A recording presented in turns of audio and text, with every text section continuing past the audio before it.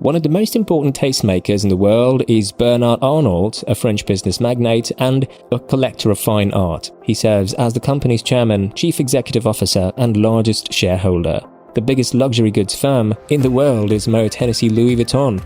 Arnault was the richest person in the world until Elon Musk reclaimed it at the end of February 2023 with an estimated net worth of $181.6 billion as of February 2023, according to Forbes. Also, his family is regarded as one of the wealthiest families in the world. Welcome to the channel, subscribe and get ready to dive deep into Bernard Arnault. On March 5, 1949, Bernard Jean-Étienne Arnault was born in Roubaix. His mother, Marie-Joseph Savinel, was a fan of Dior. She was Étienne Savinel's daughter. His father, civil engineer Ferret-Savinel owner and manufacturer Jean-Léon Arnault, graduated from École Centrale Paris. He wed Anne de Waverin in 1973. The couple went on to have Delphine and Antoine. 1990 saw their divorce, a Canadian concert pianist named Helen Mercier, whom he married in 1991, and the two of them had 3 children together, Alexandre, Frédéric, and Jean. Paris is home to Arnault and Mercier. Together with his niece, Stéphanie Gautine Arnault, all 5 of Arnault's children, Delphine, Antoine, Alexandre, Frédéric, and Jean, have positions of authority in businesses he controls. Frédéric is the CEO of Tag Heuer, Alexandra is the EVP of Tiffany & Co, and Jean is Louis Vuitton's Director of Marketing and Development. Since 2010, Delphine Arnault has been partnered with Javier Niel, a French wealthy businessman involved in the technology and telecommunications sector. Delphine has been appointed CEO of the upscale company Dior as of February 1, 2023. According to Bernard Arnault's early life, he was born on March 5, 1949 in Roubaix, France, parents Marie-Joseph Savinel and Ferret-Savinel. His mother had a complete obsession with Dior. His father also had a building company. Bernard received regular encouragement to work in the construction sector like his father.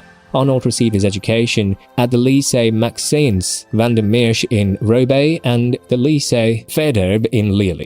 After earning his engineering degree from the premier engineering school in France, École Polytechnique, in 1971, he joined his father's company. In the end, Bernard worked as a real estate broker. When Bernard heard that the French government would choose someone to take over Boussac Saint Frères, the largest stakeholder in Christian Dior, he was the first to sign up, which is how he started a career in fashion. After completing his undergraduate studies, Bernard Arnault joined his father's company and made plans for it to broaden and engage in other, more lucrative businesses. He convinced his father to liquidate the construction division as his first active business so he could benefit from it.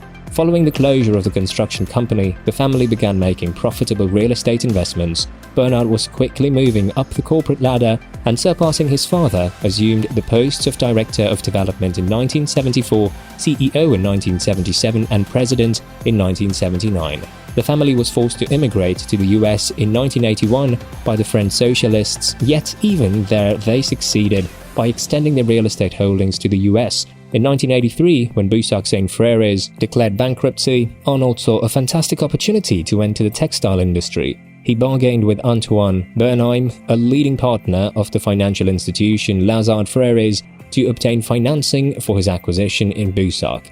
Upon his purchase of the company, Arnault sold most of the shares, preserving only the Christian Dior name and the Le Bon Marché department store. By 1985, he had been named the CEO of Dior. Arnault ultimately chose to participate in the LVMH company in a combined venture with the Guinness plc after being invited to do so in 1987.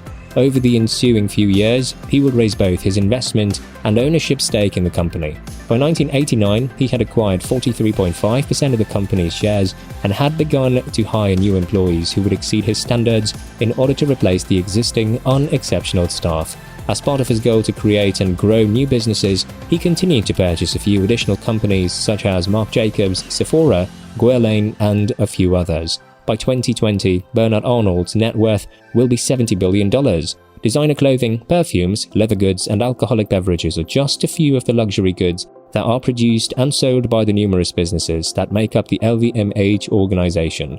More than 50 high-end brands, including Fendi, Dior, and Louis Vuitton, are part of the luxury conglomerate.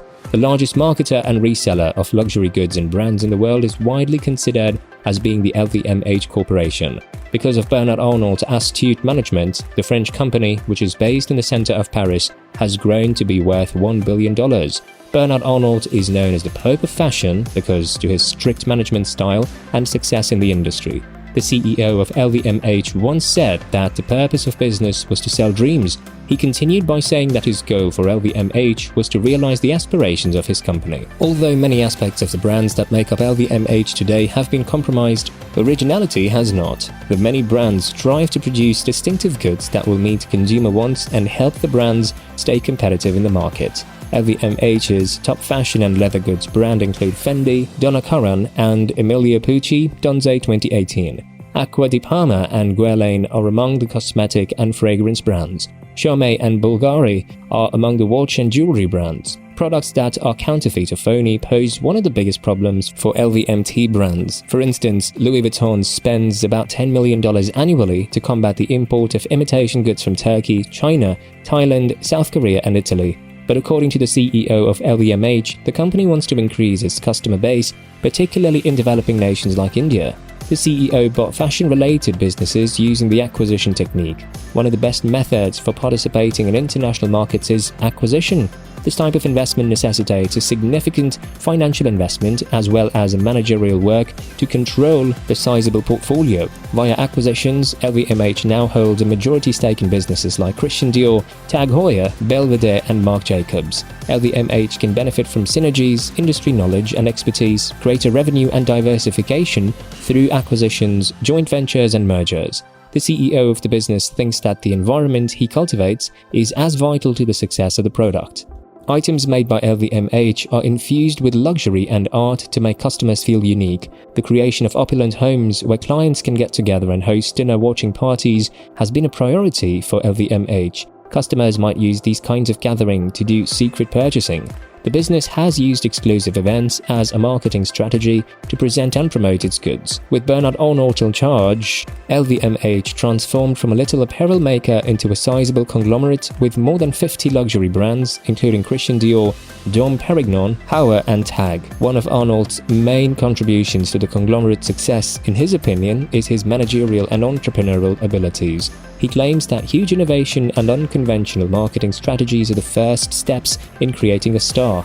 His main objective was to collaborate with creative individuals and introduce original things to the market. Arnault claims that he places a high value on originality because it is key to selling the company's goods. For instance, John Galliano, one of the designers, created dresses that resembled newspaper patterns. Many individuals do not think that this fashion would be popular. Nonetheless, it became one of the elements that attracted people's attention when the fashion was paraded down the catwalk. As a result, Dior generated considerable revenues by selling numerous garments that looked like newspaper prints. Making clothing that looked like newspaper prints paradoxically led to the creation of a market for distinctive, cutting-edge and incredibly lucrative clothing. A brand like Christian Dior, Vuitton or Fendi rose to become one of the most favored corporations in the selling of perfumes under Arnault's direction. Arnault had dreamed of trading in high-end goods as a child. This desire led him to buy Boussac. Later, after selling Boussac, he bought a portion of the LVMH. Arnault had a strong desire to succeed and take control of the fashion industry despite having no experience in it. To build a more powerful form that would dominate the fashion industry, Arnault merged other businesses into LVMP. As a strategy for growth and expansion, the merging and acquisition were also employed. LVMP has more than 2,500 stores worldwide as of right now. Across LVMH's retail network, information control is absolutely essential.